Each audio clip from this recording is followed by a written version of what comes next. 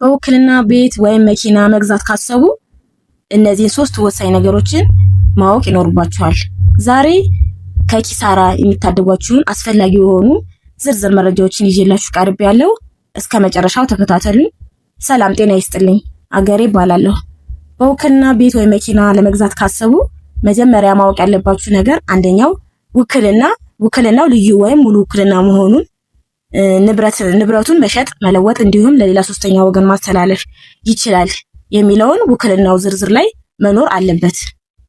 ሁለተኛው ውክልና የሰጠው ሰው በህይወት መኖሩን ማረጋገጥ አለባችሁ።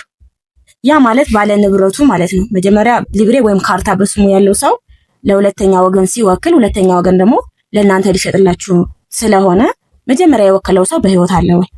በህይወት ከሌለ ውክልናው አይሰራም ማለት ነው። ሶስተኛው ውክልና ከተቀበላችሁ በኋላ ንብረቱን ወዲያውኑ ስም ማዞር፣ ወደ ራሳችሁ ስም ማዞር ይኖርባችኋል።